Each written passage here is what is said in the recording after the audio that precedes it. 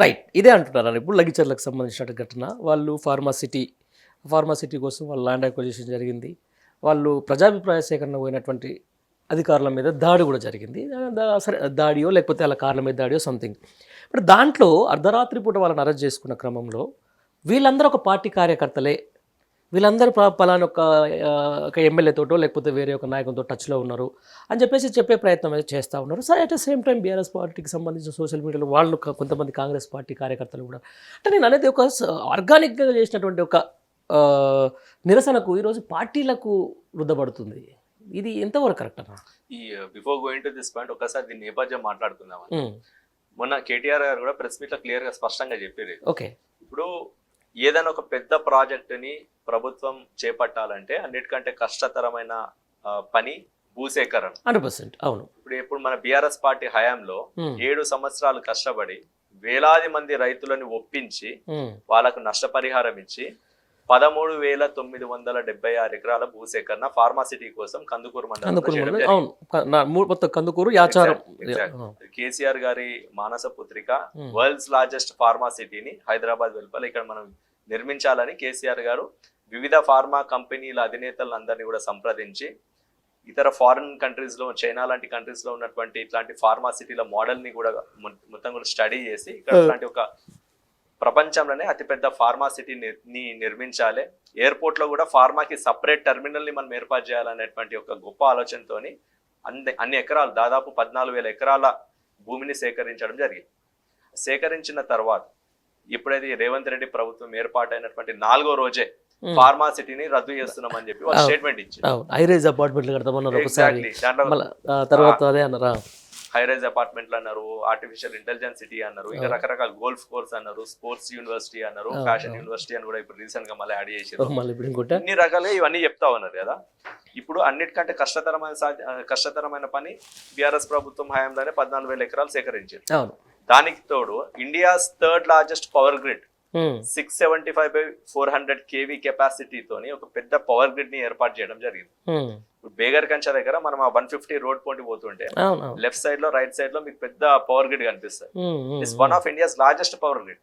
ఒక సిటీని నిర్మించాలంటే ముఖ్యమైనది కావాల్సింది పవర్. పవర్ ని కూడా అక్కడే మన బీఆర్ఎస్ ప్రభుత్వ హయాంలోనే అక్కడ ఏర్పాటు చేయడం జరిగింది. దీనికి తోడు 200 feet అప్రోచ్ రోడ్ ని కొత్తూరు జంక్షన్ నుంచి మీర్ఖాన్పేట్ వరకు, తర్వాత నెక్స్ట్ ఫేజ్ లో దాన్ని సాగర్ రోడ్ కి కనెక్ట్ చేసి దాని ఆచారం దగ్గర వరకు దాన్ని పొడిగించాలన్నటువంటి ఆలోచనతో బీఆర్ఎస్ ప్రభుత్వం ఉండే. యాజ్ ఆఫ్ నో మీర్ఖాన్పేట్ వరకు దాన్ని కంప్లీట్ చేయడం జరిగింది. రోడ్ అయిపోయింది, పవర్ అయిపోయింది. 14,000 ఎకరాలు రాష్ట్రంలో ఎక్కడా కూడా లేదు, ఒకటే దగ్గర ప్రభుత్వ భూమి 14,000 ఎకరాలు రెడీగా ఉన్నాయి. ఇప్పుడు వీళ్ళు చేస్తున్న ప్లాన్ ఏంది, ఆ 14,000 ఎకరాలలో భూదందా చేయాలి.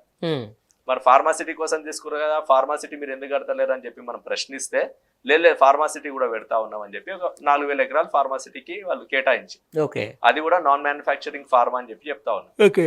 మిగతా 10,000 ఎకరాలలో ఏం చేయబోతా ఉన్నారు, స్పోర్ట్స్ యూనివర్సిటీ, ఫ్యాషన్ యూనివర్సిటీ, ఒక 2,500 ఎకరాలలో హైరైజ్ టవర్స్ కడతారంట. అది దుబాయ్ కి చెందినటువంటి కంపెనీకి ఇవ్వాలన్నటువంటి ఆలోచనతో ఉన్నారు. సరే, ఇప్పుడు వాళ్ళ ప్రభుత్వం వచ్చిన తర్వాత ఏడాది కాలంలో మనకు కనిపిస్తున్నటువంటి ఓన్లీ విజిబుల్ డెవలప్మెంట్ వాళ్ళు చేస్తున్నది ఏంటంటే ఒక శంకుస్థాపన చేసి skill university. That is only visible development in Congress government we have seen so far in that area. అది కూడా ఇప్పుడు శంకుస్థాపన, ఇప్పుడు జర వర్క్ నడుస్తా ఉంది. అది కూడా ఎక్కడ నిర్మిస్తున్నారు, మనం సేకరించి పెట్టినటువంటి TSIIC ల్యాండ్స్ లో ఎక్కడైతే ఈ నష్టపోయినటువంటి రైతులందరికీ కూడా అక్కడ భూమి కేటాయించాలని కేసీఆర్ గారు ఎప్పుడైతే ఆలోచన చేసినటువంటి ఆ ల్యాండ్ లోనే 54 ఎకరాలని ఈ యూనివర్సిటీ కోసం వాళ్ళు కేటాయించుకొని ఇప్పుడు అక్కడ నిర్మిస్తా ఉన్నారు. దీనికి తోడు ఒక 300 feet రోడ్ కూడా మళ్ళీ రావెరియాల నుంచి మీర్ఖాన్పేట్, కుర్మిద్దా దాకా వేయాలన్నటువంటి ప్లానింగ్ తో ఉన్నారు. 300 feet రోడ్ ఎందుకు వేస్తున్నారు, ఆల్రెడీ 200 feet అప్రోచ్ రోడ్ ఉన్నది. అటు హైవే నుండి ఇటు హైవేకి కనెక్ట్ చేసే విధంగా, సాగర్ హైవే నుండి శ్రీశైలం హైవే కనెక్ట్ చేసే విధంగా 200 feet అప్రోచ్ రోడ్ ఉన్నది. ఇవన్నీ ఉండగా మళ్ళీ 300 feet రోడ్ మళ్ళీ రావెరియాల నుంచి మీర్ఖాన్పేట్, కుర్మిద్దా వరకు ఎందుకు, ఫ్యూచర్ లో దాన్ని RRR దాకా కనెక్ట్ చేయాలన్నటువంటి ఆలోచనతో ఉన్నారు. మధ్యలో రిజర్వ్ ఫారెస్ట్ వస్తుంది, రిజర్వ్ ఫారెస్ట్ తర్వాత ముద్విన్ నుండి ఆకుతోటపల్లి నుండి రీజనల్ రింగ్ రోడ్ కి కనెక్ట్ చేయాలన్నటువంటి ఆలోచనతో ఉన్నారు. క్లియర్ గా మీరు ఇక్కడ గమనిస్తే 300 feet రోడ్ అనేది చాలా పెద్ద road, which is cutting across this so called green pharma city or fourth city or future city, so ఈ 300 ఫీట్ రోడ్ పాయింట్ ఎవరెవరు భూములు ఉన్నాయి, ఇప్పుడు కొత్తగా ఎవరెవరు కొన్నారు అని ఇట్లా మీరు పోయి గ్రౌండ్ మీద మీరు ఒకసారి మీరు రిపోర్ట్ తీసిర్రు అనుకో, మీరు ఖచ్చితంగా ఈ రేవంత్ రెడ్డి బంధువర్గం కావచ్చు, వాళ్ళ బ్రదర్స్ కావచ్చు, మీరు గ్రౌండ్ మీద పోయి మీరు ఒకసారి మీరు ఎంక్వైరీ చేయండి. డెఫినెట్లీ మీకు నయీంకి సంబంధించినటువంటి అనుచరులు కూడా ఉన్నారు వీళ్ళతో కలిసి. వీళ్ళతో పాటు మీకు ప్రస్తుతం మన మంత్రివర్గంలో ఉన్నటువంటి బాంబుల శాఖ మంత్రి మేడిపల్లి విలేజ్ లో, ముచ్చర్లలో, కుర్మిద్దాలో, మీర్ఖాన్పేట్లో ఈ 4 విలేజెస్ లో కలిపి దాదాపు 200 ఎకరాలు భూమి కొని పెట్టుకున్నారు. ఏది ఈ 300 ఫీట్ రోడ్ అలైన్మెంట్ రాకముందు ఎక్కడెక్కడ భూముల్లో రేట్లు పెరగబోతున్నాయి, ఈ అలైన్మెంట్ వచ్చిన తర్వాత ఎక్కడెక్కడ భూముల రేట్లు పెరగబోతా ఉన్నాయి అని చెప్పి వాళ్ళకి ముందే ఆలోచన ఉంటది. దాని తగ్గట్టుగా ఈ భూములన్నీ కూడా కొని అక్కడ ఒక పెద్ద సిటీని నిర్మించాలని చెప్పి వీళ్ళ ప్లానింగ్. సో ఇది అయిపోయింది. సరే, ఇప్పుడు మీరు ఫార్మా సిటీ మీరు రద్దు చేస్తున్నారు కదా, you have to be answerable to the people of the state 100%. So మేము ఫార్మా సిటీ ఇక్కడ రద్దు చేస్తున్నాం, ఒకటే దగ్గర వద్దు కాబట్టి మేము అక్కడక్కడ ఫార్మా విలేజ్లు పెడతామని చెప్పి దానికి రిప్లేస్మెంట్ గా ఒక మాట అయిపోయారు. సో దాని తగ్గట్టుగానే ఇప్పుడు ఫార్మా విలేజ్ నిర్మించి చూపించాలి. ఇప్పుడు రేవంత్ రెడ్డి గారు ఏదైతే అక్కడక్కడ మేము ఫార్మా విలేజ్ కడతామని చెప్పారో, లగిచర్లలో ఫార్మా అక్కడ క్లస్టర్ పెట్టబోతా ఉన్నామని చెప్పి బలవంతంగా రైతుల దగ్గర నుండి భూసేకరణ చేయాలి. వాళ్ళని ఒప్పించన్నా సరే, లేకపోతే వాళ్ళని భయపెట్టైనా సరే, ఏదో విధంగా భూమిని లాక్కొని అక్కడ మేము ఫార్మా సిటీని నిర్మించాలి. అక్కడ కూడా మళ్ళీ భూదందాలు చేయాలి, దాని చుట్టుముట్టు అవన్నీ కూడా చూసుకొని అని చెప్పి వీళ్ళు ఆలోచనతో ఉన్నారు. సో దీని తగ్గట్టుగానే వాళ్ళు అట్లా చేస్తా ఉన్నారు. మనం 14,000 ఎకరాలు భూసేకరణ చేసినప్పుడు ఎక్కడన్నా ఇట్లాంటి ఇన్సిడెంట్ జరిగిందా? గత 8 ఏళ్ళలో మన హయాంలో జరగలేదు.